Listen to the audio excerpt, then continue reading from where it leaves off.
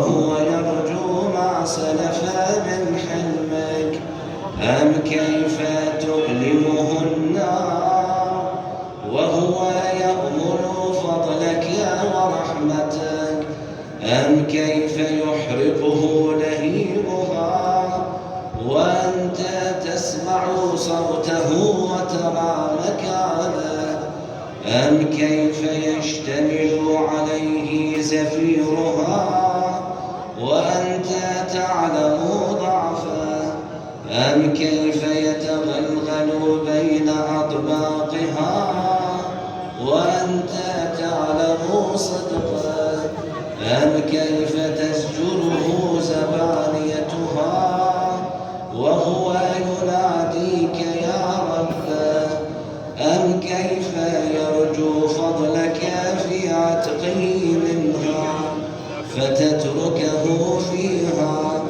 هيهات ما ذلك الظن بك ولا المعروف من فضلك ولا مشبه لما عاملت به الموحدين من برك وإحسانك.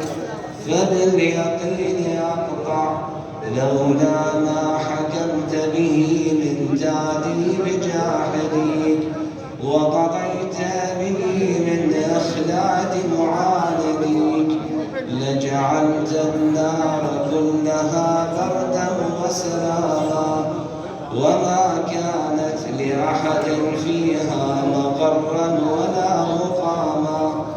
لكنك تقدست أسماؤك أقسمت أن تمنعها من الكافرين من الجنة والناس أجمعين وأن تخلد فيها المعاندين.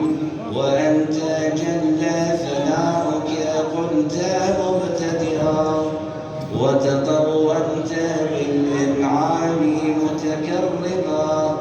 أفمن كان مؤمنا كمن كان فاسقا لا يستوون.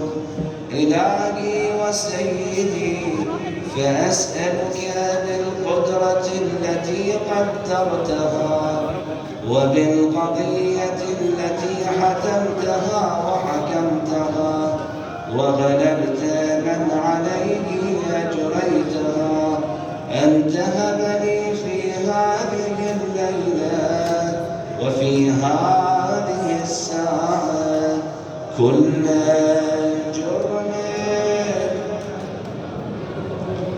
وكل ذنب أذنبته وكل قبيح أسررته وكل جهل عملته كتمته أو أعلنته أخفيته أو أظهرته وكل سيئة أمرت بإثباتها الكرام الكاتبين الذين وكلتهم بحفظ ما يكون مني وجعلتهم شهودا علي مع جوارحي وكنت أنت الرقيب علي من ورائي والشاهدان ما خفي عنه وبرحمتك أخفيته وبفضلك سترته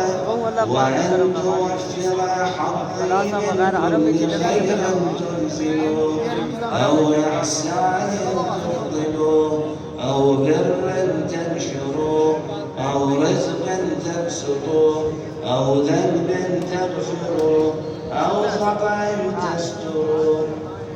يا ربي يا ربي يا رب